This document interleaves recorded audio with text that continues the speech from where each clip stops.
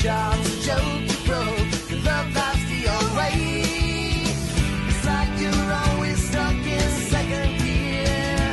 When it hasn't been your day, your week, your month, then your year. But I'll be there for you when the rain starts to fall. I'll be there for you.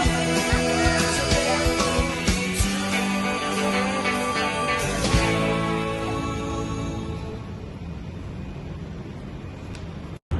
Halo teman-teman semuanya, saya Intan Nuraini sebagai moderator. Hari ini kita mau bahas hal penting mengenai data pribadi. Mulai dari nama lengkap, foto, KTP, sampai nomor HP. Itu semua data berharga yang harus kita jaga. Hari ini kita bahas dua hal, yaitu hak kita dilindungi dan kewajiban kita mawas diri. Kenalan dulu yuk. Halo, saya Cindy. Saya akan kasih tahu cara simpel biar akun kita nggak gampang dibobol. Halo, saya Mesha. Saya akan memberitahu kenapa foto kita di medsos bisa berpengaruh di urusan cari kerja nanti. Halo, saya Lucy. Saya akan jelaskan apa hak kita kalau data kita dicuri orang. Halo, saya Rati. Saya akan ceritakan pengalaman sehari-hari kita saat pakai medsos dan internet.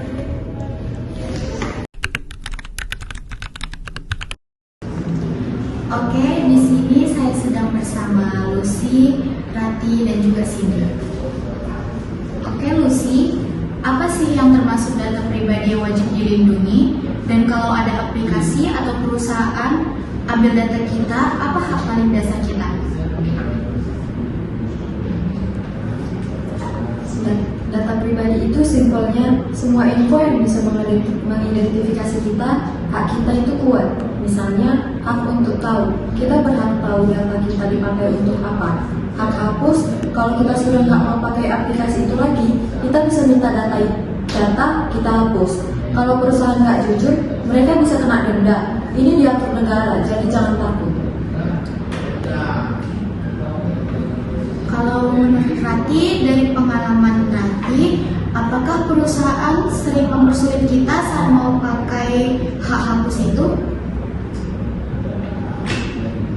Sering banget, enggak.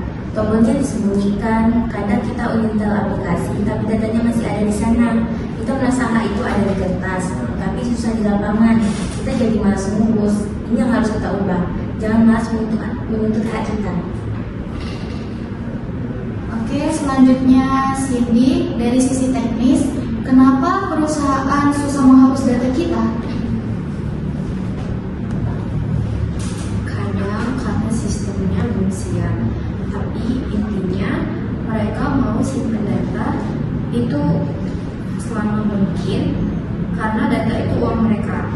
Jadi harus aktif dan tegas meminta data kita hapus sesuai hak kita.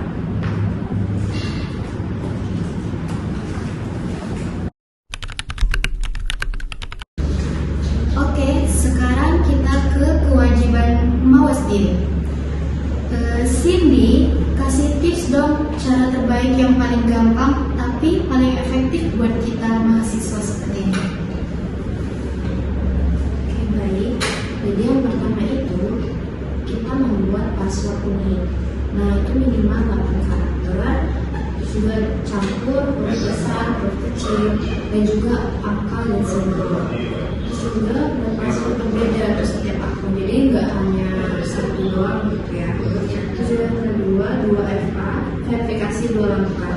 Ini tuh wajib, karena tanpa ini akun kita tuh gampang banget dibobol. Jangan memakai wifi publik untuk misalnya untuk transfer, terus juga cek saldo, karena rawan untuk disadap. Oke, selanjutnya Rati, kenapa sih godaan link aneh-aneh itu kuat banget?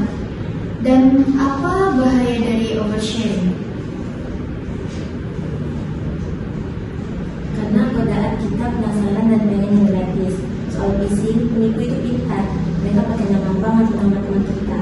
Jangan pernah masukkan password di link yang mencurigakan. Soal oversharing, hati-hati saat posting lokasi rumah, tiket atau KTP buat ikutan quiz. Itu bahan mentah buat penipu.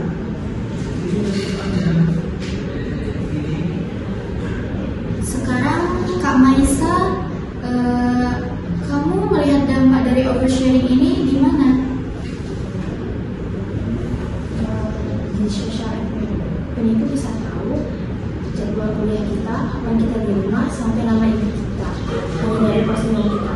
Informasi sedikit demi sedikit ini mereka rangkai untuk menipu orang tua kita atau membobol akun kita.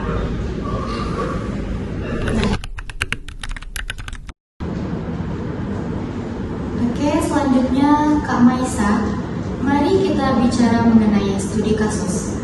Berikan contoh nyata kenapa jejak digital itu sepenting IPK saat mencari kerja. Itu ada dua kasus.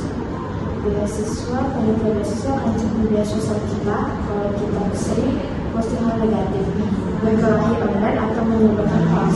Itu dicatat. Mereka menilai kita tidak layak karena reputasi. Yang kedua, pekerjaan. HRD akan mencari konsistensi jika di CV kita bilang punya integritas tinggi, tapi postingan kita provokatif. Kita akan dicoret. Jejak digital adalah catatan kinerja non-akademik kita.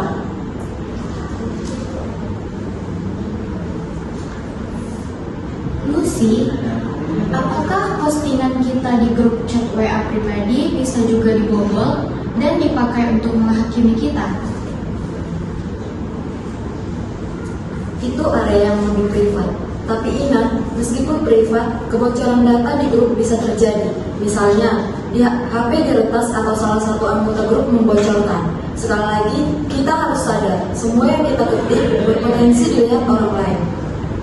Tambahan dari teknis, hati-hati dengan izin aplikasi saat install game atau aplikasi-aplikasi yang lain, karena itu menunjukkan pintu masuk buat data kita dicuri. Dan satu lagi, tunda postingan emosional. Jangan posting keluhan atau kemarahan di medsos. Selain merusak reputasi, itu juga menunjukkan data pribadi tentang emosi dan kondisi mental kita. Oke, sekarang kita sudah tahu nih hak dan kewajiban. Apa langkah praktis yang harus kita lakukan sebagai mahasiswa semester awal? Yang harus kita lakukan mulai dari update akun, cek semua akun lama, hapus yang nggak terpakai, ganti password yang lemah. Terus juga aktifkan 2FA hari ini juga, jangan ditunda-tunda.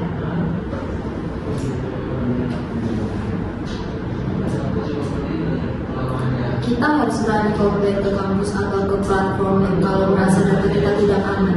Hak itu harus dipakai, jangan dibiarkan tidur. Karena dalam undang-undang terkait privasi dan media sosial Undang-Undang Nomor 27 Tahun 2022, itu yang pertama ada bertujuan melindungi data pribadi warga negara di era digital. Yang kedua, menetapkan prinsip-prinsip pengolahan data pribadi seperti transparansi, kewajaran, dan keamanan.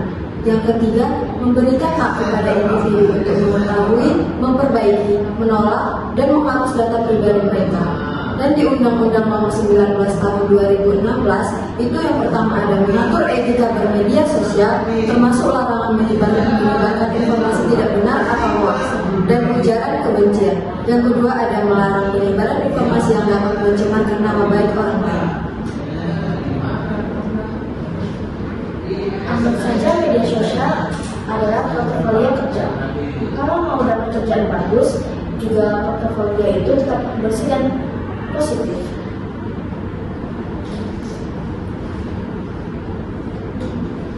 Kita harus jadi teman yang saling mengingatkan. Kalau lihat teman yang mau klik link aneh, langsung ingatkan. Kalau ada teman oversharing, tegur dengan baik. Privacy itu tanggung jawab kolektif.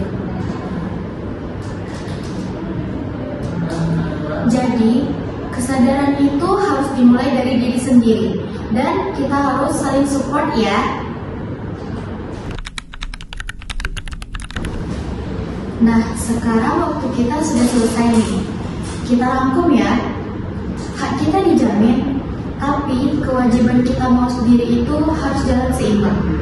Pesan terakhir singkat dari para teman saya. Pahami Undang-Undang PDP sebagai tanda hidup Anda.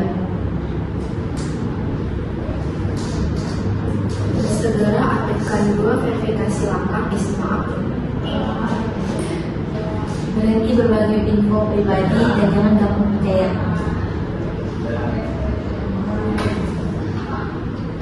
Data dan postingan Anda hari ini adalah nilai jual Anda besok. Oke, terima kasih kepada Lucy, Cindy, Rati, dan Kak Maisa. Ingat, data kita aman kalau kita sendiri yang menjaganya. Oke, sekian dari saya. Terima kasih.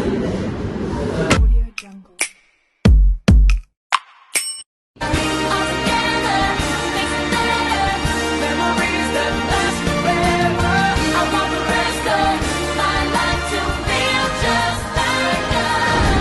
High school music. End of flashback.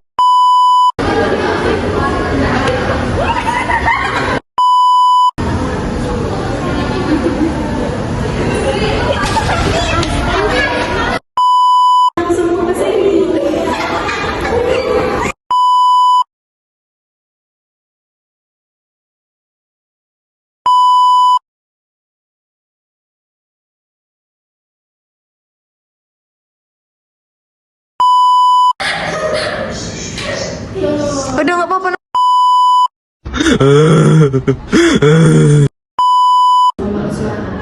Suara bisa? Bisa. Bisa kayak gitu. Ini lagi doang.